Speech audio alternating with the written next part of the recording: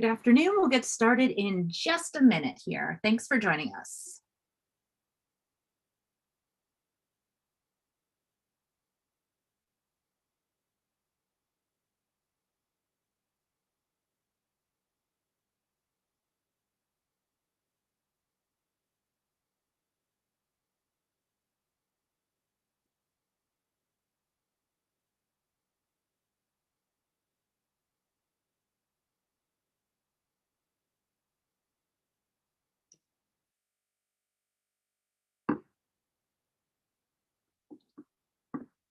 Okay, well, good afternoon, friends and scientists. Thank you all for joining us here today.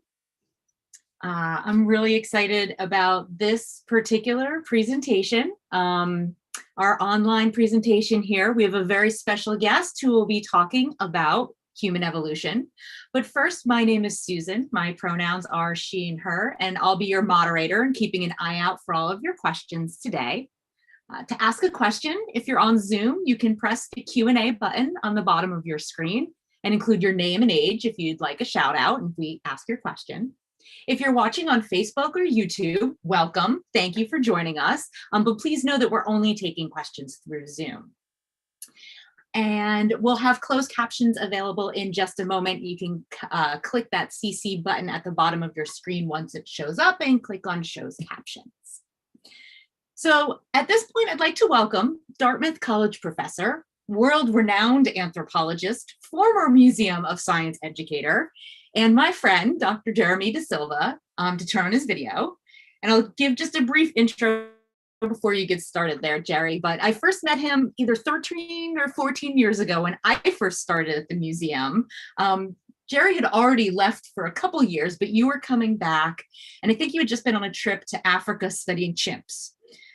Which was very, very cool. And we got to talking because you knew other museum people still there. And a few months later, I hosted you for the first time for a talk. And I didn't count, but I think it's been at least a dozen times that I've probably hosted you at the museum, at least half a dozen podcasts. And everything I know and love about anthropology and human evolution, I learned from Jerry, or at least from your inspiration and enthusiasm around it. I've been waiting for this book to come out for years. Even before you told me you were writing it, I was like, Jerry's going to write a book one day. It's going to be awesome. If anyone here is interested, if you haven't yet purchased a copy, I'll put in just a minute the link for Porter Square Books down in your chat, and you can click on that and you can get an autographed copy of it. I got mine. I'm about 2/3 through. I got through it this weekend. And not only is the science fascinating, but I especially love all the personal stories of all the anthropologists and visiting all of them. And especially all the pop culture references, especially Gen X pop culture references. My only issue is that I wish there were more pictures in the book, and I told you this already. So that's why this presentation is especially great, because now I'm going to get to see all of the pictures that I wish were in the book. I can see them all here now. So without further ado, oh great, and live props and everything. Perfect. That's right. So without further ado, Dr. Jeremy DeSilva.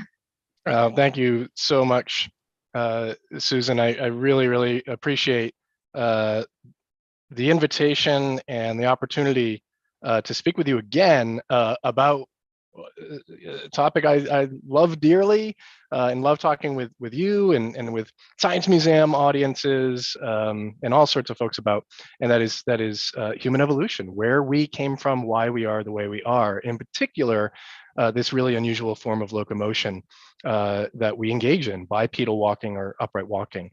And so this is a presentation about a book that I've written that just came out, published by HarperCollins, called First Steps: How Upright Walking Made Us Human. Before I dive into it, however, I do want to recognize that it is fitting that an event like this is happening through the Boston Museum of Science. As Susan mentioned, more than 20 years ago, I worked at the museum as an educator for several years, and it was there that I rediscovered my love for science, but also rediscovered what science really is, about asking great questions and wondering about your world. I discovered my own science of paleoanthropology. When I was in college, I never took a biological anthropology course. I discovered it after college, and really it was at the museum. And it was at the Museum of Science where I met my wife, Erin, who also worked as an educator at the Boston Science Museum. So science museums are really, really special places. They inspire people to wonder about the world, to ask the big questions, and to make informed evidence-based decisions. But because of necessary COVID shutdowns in the last year, science museums are struggling. So for those of you watching, if you can, please consider giving to your local science museum. They're really, really important places. Okay, let's dive in. So let's face it, humans are weird. Although we are mammals, we have very little body hair. We have exceptionally large brains for our body size and have developed complex cultures. While other animals communicate, we talk. Many animals pant, but we sweat. But perhaps oddest of all, humans navigate the world on 2 rather than 4 legs. We are bipedal. And for the next 15 minutes or so, I'll cover some of the material that's in my new book, First Steps, which examines the evolutionary history of bipedal walking, explores how this form of locomotion was the gateway for many of the changes that made us human. And I'll dive into why this should still matter to you today. Now, DNA studies indicate that humans are most closely related to chimpanzees and to bonobos. Now, this doesn't mean we evolved from them. They are our cousins. Our lineage and theirs diverged from a common ancestor, which lived about 6 million years ago. Now, how long ago is that? Assuming that a new generation appears every 25 years or so, the last common ancestor that I shared with a chimpanzee was my great grandmother with about 240,000 greats in front of grandmother. If I said great once a second, it would take me 3 full days without a break to reach the point where my lineage diverged from a chimpanzee's. Now, let's do some science. If this was true, if humans shared a common ancestor with chimpanzees, then we should find fossils of things that were neither human nor chimpanzee, but had some characteristics of both in African sediments going back those 6 million years or so. Now, some people call these missing links. You may have heard that term, but they're not missing. We literally have thousands of ancient human fossils, and we call these hominins. Now, shown here are some of the most famous. Think of them as the greatest hits of human evolution. But every single fossil we have, whether it's a partial skeleton or a tiny little toe bone, each one of these fossils tells an important story about us. These bones are all that remain of breathing, thinking beings who laughed, cried, lived, and died. They help us piece together how we became human. Now, the general framework of human evolution is pretty well established, but it's complicated. And new fossils are constantly being discovered and are forcing us to reassess old ideas. And that's how science works. But at the very beginning of our story, 6 million years ago, long before evidence for stone tools or controlled fire, before language and art, our ancestors evolved the ability to walk on just their 2 legs. What got us started on this remarkable human journey was the way we move. But how do we know this? Now, the very oldest fossils we have on the human lineage, recovered from ancient sediments in Africa, places like Chad and Kenya and Ethiopia, they preserve anatomies consistent with upright walking.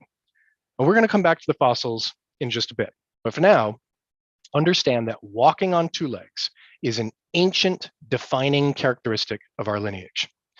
But from an evolutionary perspective, it's also really, really odd. There are mammals out there that fly and swim, cling and leap, mammals that swing, sprint, knuckle walk and climb. There are also mammals that hop, and those are, of course, bipeds too. What I'm focused on are the ones that stride 1 leg at a time. And then, of course, most mammals do what this cow is doing here, just moving around on all 4s, similar to a goat, a sheep, horse, cow, dog, cat, or squirrel. That's the traditional way to move if you're a mammal, but not us. We move on our extended hind limbs, and that's a really strange way for a mammal to get around. Here's how strange. In a lifetime, the average non-disabled person will take about 150 million steps. That's enough to circle the earth 3 times. And we don't think much about it. If I posted a video of myself walking through Boston, I can't imagine many people would find it interesting enough to watch. But watch this. This YouTube video of a bipedal bear named Pedals moving on 2 legs through a New Jersey suburb has been viewed almost 5 million times. Videos of Pedals ended up on the CBS Morning News. When humans walk, it's pedestrian. When another mammal moves on 2 legs, it's newsworthy. Bipedalism has made its way into our words, our expressions, and entertainment. Think of the many ways we describe walking. We plod and traipse, amble, saunter, shuffle, tiptoe, lumber, tromp, lope, strut, and swagger. After walking all over someone, we might be asked to walk a mile in their shoes. Heroes walk on water while geniuses are walking encyclopedias. To humanize an animated character like Winnie the Pooh or Brian the dog from Family Guy, they're drawn as bipeds. And think of the joy we experience watching a child's first steps. The Dutch master Vincent van Gogh captured such a scene in 1889. And a century and a quarter later, my own son, shown here, Benjamin, took his very first steps. Oh, I love that video. And once kids start walking, they don't stop.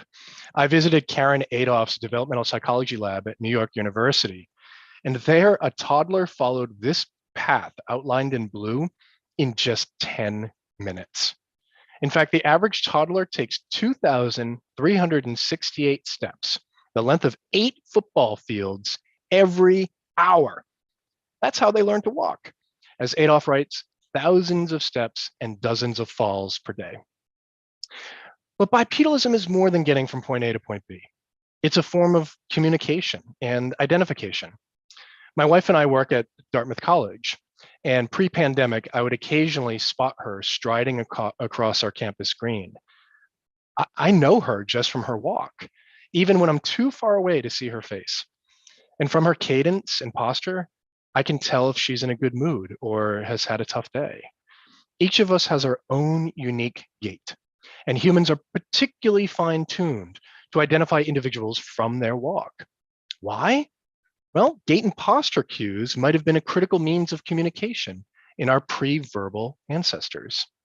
And not only that, but there are physical and mental benefits to walking.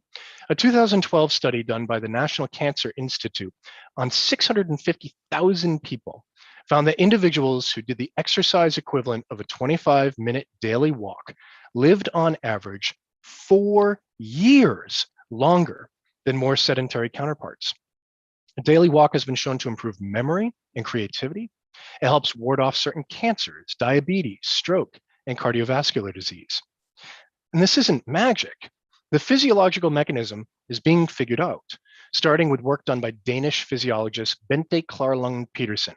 She and her team discovered that your muscles act as endocrine organs and release molecules called myokines into the bloodstream when they contract. These myokines target organs throughout the body, helping maintain health. And it's not that walking is some cure-all, though. As someone who studies human evolution, I see this somewhat differently. Walking is our default. It's what we've always done. Throughout our history, if we wanted to eat, we had to walk. What's new is not walking. And that immobility has had a huge impact on our collective health. I recognize, however, that this can be complicated. Having the opportunity to take a walk safely and without harassment or worse is a privilege not afforded to everyone, as long as racism and sexism persist in our society.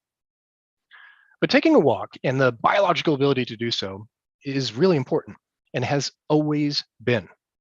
In First Steps, I make the case that upright walking set in motion all of the major evolutionary events in the human lineage, from dietary changes to freeing the hands to create and use tools, to cooperative parenting, brain enlargement, language, and the development of trade networks, eventually allowing us, a once humble ape standing in ancient Miocene forests, to populate the globe.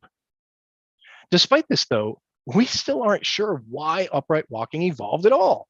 There are hypotheses about bipedalism evolving to carry food or to carry babies. Some researchers have posited that upright walking was energetically beneficial to our ancestors. And there are ideas that uprightness helped our ancestors see over tall grass, pick low-hanging fruit, or even wade through water.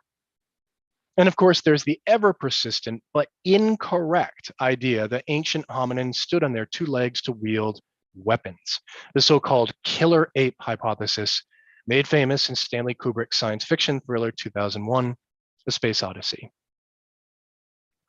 Now, I'm sure you're all familiar with this image, or this one, or this one. This sequence, which is called the March of Progress, appears on t-shirts and coffee cups and bumper stickers. It assumes that the earliest upright walking hominins were hunched over, having evolved from a chimpanzee-like knuckle walking ancestor. But this may not be right. In fact, we aren't even sure the body form from which upright walking first evolved. This is a really hot topic in our field right now. Some researchers have proposed that instead of bipedalism evolving from the ground up, it happened from the top down, from an ape standing or swinging up in the trees. Now, to test these ideas, we desperately need fossils, ideally partial skeletons from 5, 6, 7, 8, 9, 10 million years ago. Those, however, are yet to be discovered. What we have instead are tantalizing fragments, a skull here, a femur there, or a toe bone. But in paleoanthropology, and that's what I am, a paleoanthropologist, you work with what you have. So what do we have? Well, the most relevant partial skeletons to address this question have been announced to the world in just the last decade or so. They are Ardipithecus ramidus, or Ardi, a 4.5 million year old hominin from Ethiopia, first published in 2009, and Udu, from a species called Danuvius guggenmosi, which was discovered in 2019 by Madeline Burma. Now, Udu was found in Germany, and it's 11.5 million years old. And yes, you heard that right, Germany. 11.5 million years ago, there were vast forests around the Mediterranean, and ancient apes once lived in southern Europe. We find their fossils in Spain, France, Italy, Greece, Turkey, Hungary, and even Germany. So even though we don't yet have skeletons from exactly the time period of the last common ancestor, 6 or 7 million years ago, we have these two skeletons, 4.5 million and 11.5 million years ago. And in other words, so we have the bookends, right? The bookends to the story, but not necessarily the story itself. Now, eventually we will. Every year we find more and more and more fossils. But for now, can we still learn something from these bookends? I think we can. These skeletons suggest to me that the common ancestor of humans and the African great apes may not have been a knuckle walker at all, but an ape moving on two legs in the trees, something that orangutans and gibbons and spider monkeys sometimes do. Now, if that turns out to be the case, then we no longer have to explain why bipedalism evolved from a knuckle walker, because it didn't. It wasn't a new locomotion at all, just an old locomotion in a new setting, on the ground rather than in the trees. As my colleague at the University of Missouri, Carol Ward, has said, asking why humans stood up from all fours is the wrong question. Perhaps we should instead be asking why our ancestors never dropped down on all fours in the first place. But it would be foolish to think we have this figured out. There is so much more waiting to be discovered, more fossils to be found, and much of the human story yet to be written. But it is still a wonder we are here. We humans are pathetically slow. Even the fastest human to have ever lived, Usain Bolt, shown here, maxed out at 28 miles per hour during his world record-setting 100-meter dash in 2009. 28 miles an hour. Sounds fast, but that's half the speed of a typical galloping quadruped of our size, like a zebra or an antelope. He couldn't catch an antelope or a zebra, and he certainly couldn't flee from a lion or a leopard. In fact, 2 leopardfang holes in the back of the head of an ancient human fossil discovered in a South African cave, this fossil right here with those 2 fang holes, these are a gruesome reminder that there were evolutionary consequences for our lack of speed. That image on the right, by the way, that's from a science museum in South Africa, the Ditsong Museum of Natural History. So Susan, you're looking for new exhibits for the Boston Museum of Science. I think this would probably terrify the children too much. Terrifies me, yes. Right. So furthermore, beyond that, the short squat pelvis that biomechanically adapts humans, I've got the pelvis right here, adapts humans for efficient bipedal travel, also forces a baby to corkscrew through the birth canal during delivery, making childbirth difficult and sometimes dangerous. We are unstable on our two legs. We fall all the time. When's the last time you saw a squirrel, cow, cat, or dog just trip and fall? Now, I make light of this, but 30,000 Americans and 500,000 people worldwide die from falls each year. And as we age, bipedalism takes its painful toll on our backs, knees, and feet. Bipedalism not only leaves us vulnerable to leg and foot injuries, but it makes us particularly feeble when they happen. Now, the advantages of bipedal locomotion obviously outweigh the costs. Otherwise, we would have gone extinct long ago.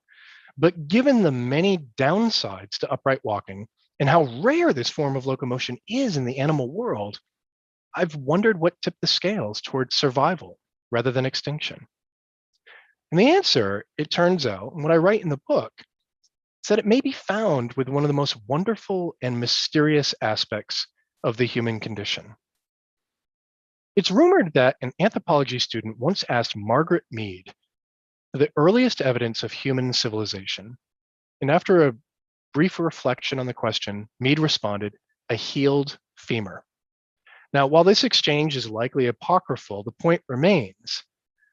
I wonder then what Professor Mead would have thought of this fossil. It's a 2 million-year-old hominin femur with a healed fracture. Or this one, another 2 million-year-old fossil from Kenya. This time it's a shin bone, preserving evidence for an ankle fracture. But again, a healed one. Or this fossil, an even older 3.5 million-year-old partial skeleton discovered in Ethiopia by Johannes Haile Selassie. It's from Lucy's species, Australopithecus afarensis. It's a large male, we think. And he too shows evidence of a broken ankle as a child, but it healed and he lived into adulthood. Think about this.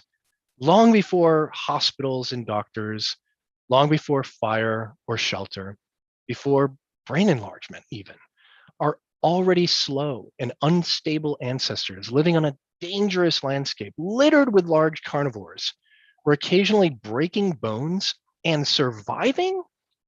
To me, this means only one thing. They had to be assisting each other. We've had each other's backs for a long, long time. Bombarded in our 24-hour news cycle with examples of human cruelty, we often overlook how remarkably cooperative humans can be. Helping one another comes naturally to us. Holding a door open for a neighbor, donating spare change, or passing a plate of food to share with others. These are such everyday occurrences that human kindness, kind of like walking, has become pedestrian. It could be then that one of the most mysterious aspects of the human condition, our capacity for selflessness, arose out of our vulnerabilities as bipeds in a dangerous world. These behavioral changes that accompanied the evolution of walking are not just important for those who can walk, but also for those who cannot. As descendants of bipedal hominins, our evolutionary journey continues because empathy, cooperation, and generosity evolved in lockstep with our distinctive form of locomotion. After millions of years and dozens of evolutionary experiments, we humans are the last bipedal ape on Earth. So as we stride forward as a species into uncertain and unsettling times, it helps to glance back over our shoulder at the trail we've left. We've traveled far and overcome much together. So thank you so much for listening. I'm looking forward to the questions from folks that watched. I definitely want to thank my publisher, HarperCollins, and my editor, Gail Winston, and Esmond Harmsworth, my agent at Avitus, has been supportive throughout this entire process. And then a lot of folks have supported my research that appears in the book quite a bit. Dartmouth College, where I'm a professor, the Leakey Foundation, National Science Foundation, and Clark's as well. So I'll stop sharing my screen. And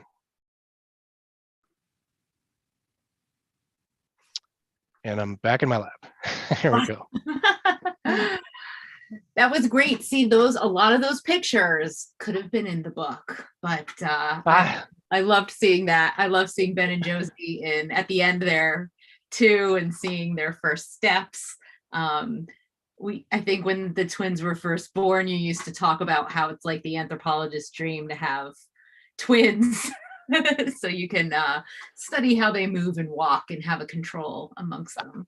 That's right. And, it wasn't long after Ben started walking that Josie, not to be undone, was like, wait a minute here, you can do that?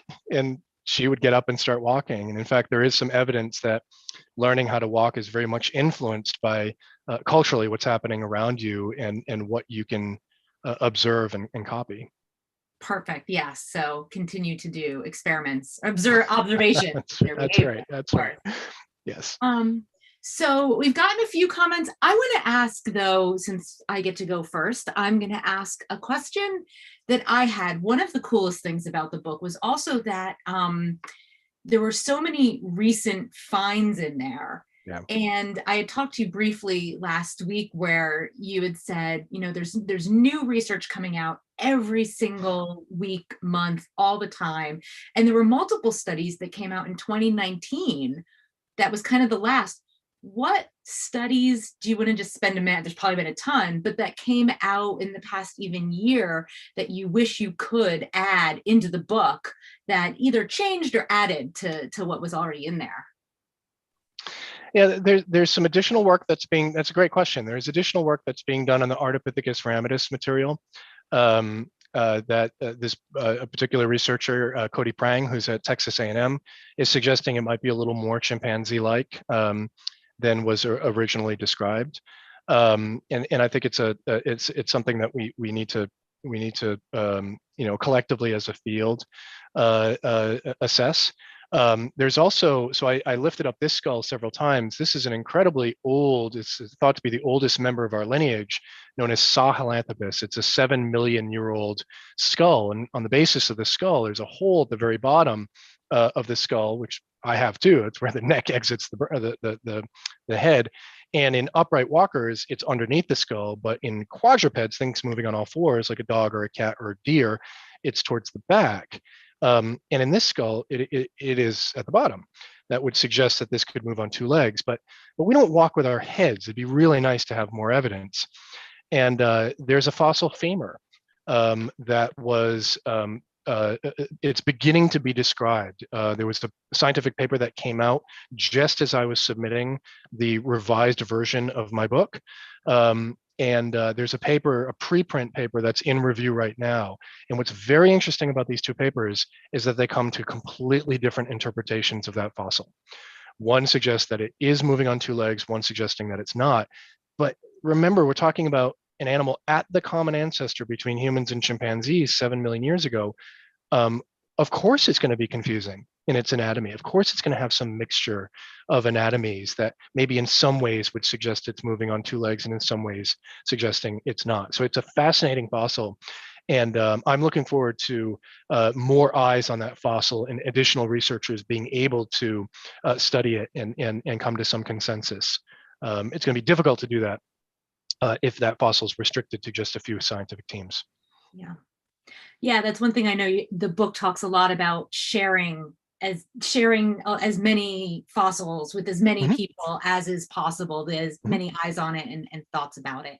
Yeah, and as a field, we've been doing that. For the last couple of decades, there have been so many great discoveries and lots of sharing of fossils, and the culture of the field has changed, but not entirely. And look, I'm a former science museum educator. I like to, we need to hold these things in our hands and observe them and look at them. And when I was in graduate school, it benefited me so much to be able to look at a replica of Lucy and look at every little bit of her.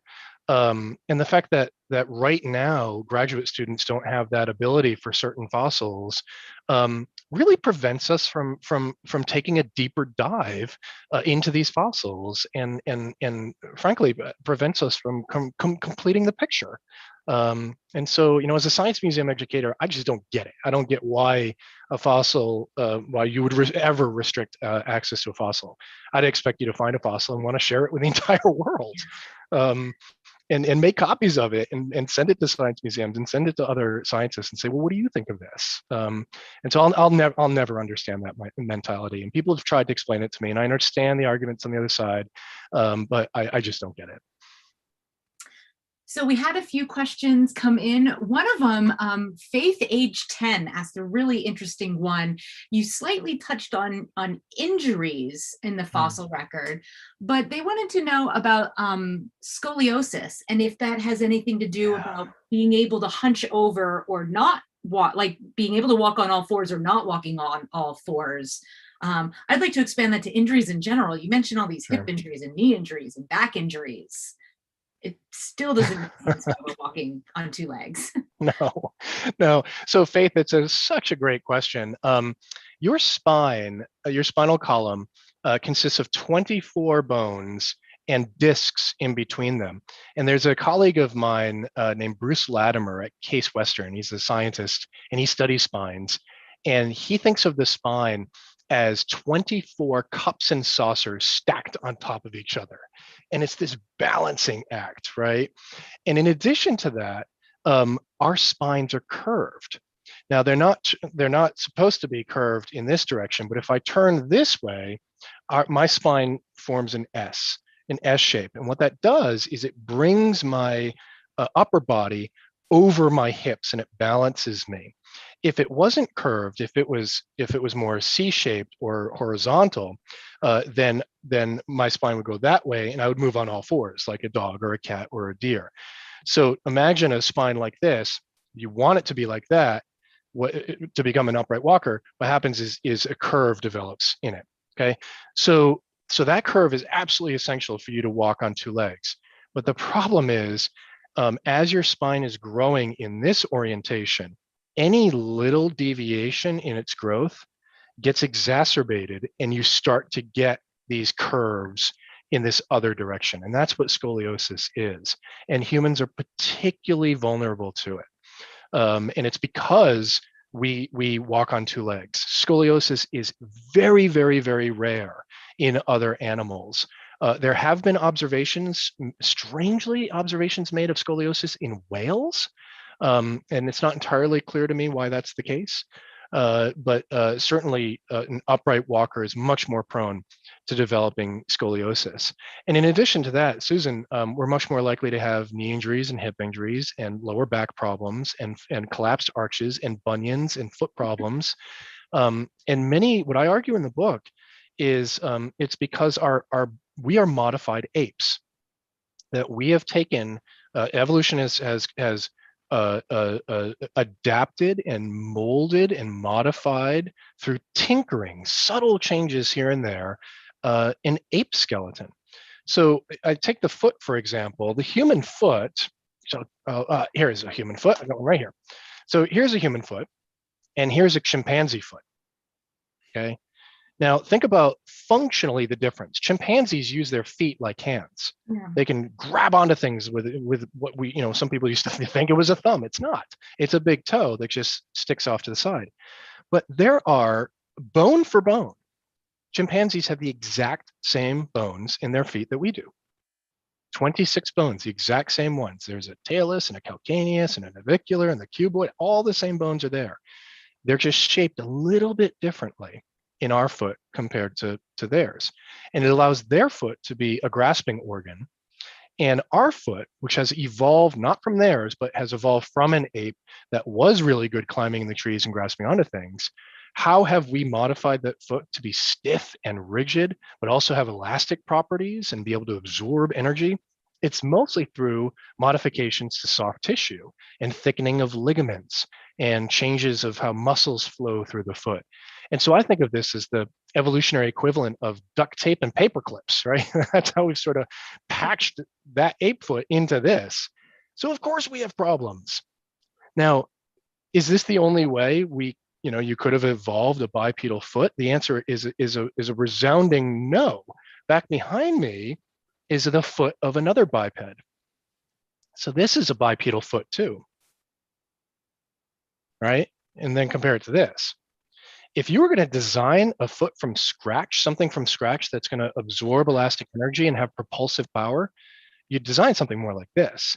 This looks a lot like the prosthetic blade that's actually has been designed by bioengineers. This is an ostrich foot.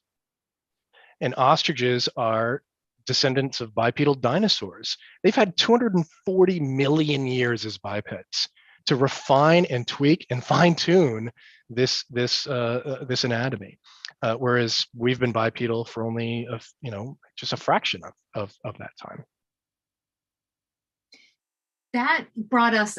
There was another question about the opposable toe, kind of, for lack of a better word, that grasping big toe. And so why not keep that and still walk upright? Like, why can't I grasp things in the tree and walk upright?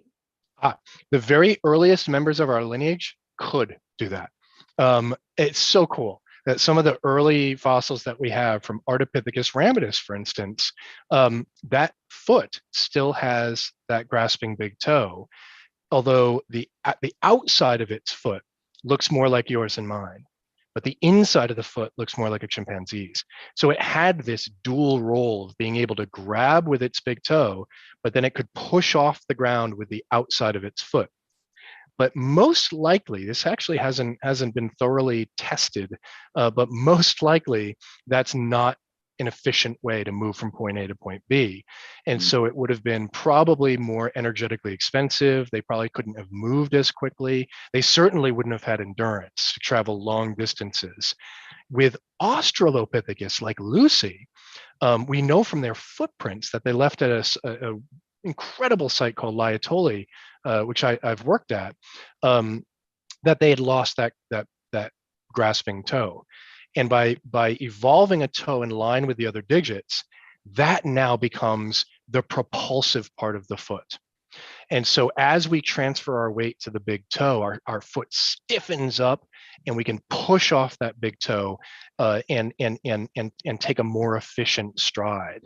And that begins with Australopithecus, but it means you've lost the grasping ability with the big toe, and you're not going to be as good or as efficient a climber as a chimpanzee is. We still think Australopithecus was climbing trees at night to get away from predators, probably climbing occasionally to get some food. And what's really cool is that different species of Australopithecus probably climbed with different frequencies and even walked in different ways. But eventually at that time, you were starting to lose that grasping toe. So we have a couple more minutes here. And when I was thinking about questions to ask you, I have the standard, like, what's your favorite bone, or what's your favorite dig site? Coolest this, coolest that. A lot of them you mentioned in the book, but I'm going to tweak it a little bit because we often like to talk about how we can encourage young scientists to become potentially an anthropologist at some point. So if you could tell me about one of the coolest anthropologists you've met, or someone who's kind of a cool or maybe non-stereotypical or maybe stereotypical one. Talk a little bit about that, and maybe talk about how to encourage other young scientists to be an anthropologist one day. Oh, that's a great question. So yeah, I mean, what I tell my students all the time is that oftentimes that you think, as you're learning science in middle school or high school, you think that because you're learning a lot of facts, and so you think that we've already got this figured out. We don't. We have a ton of questions still about how this all happened, and we're getting lots and lots and lots of fossils and lots of new data and new techniques, but don't for a second think we have this completely figured out. I wish I could be around 500 years from now, 1,000 years from now, to know what they would know then, and would look back on the techniques we use as so archaic at the time, and what we thought we knew. Now there are going to be certain things. It's not like 500 years from now, there'll be some analysis that shows we're related to squirrels or something like that. No, we're still going to be closely related to chimpanzees. We have that figured out. But there are going to be lots of details of the human story that are going to be fleshed out with new discoveries. Not only that, but new ways to look at these old bones. The other thing that I tell students is don't assume that once a fossil has been examined by the experts, that they've figured it out entirely. Fresh eyes on old fossils always picks up new observations, always sees things a little bit differently than the previous researchers.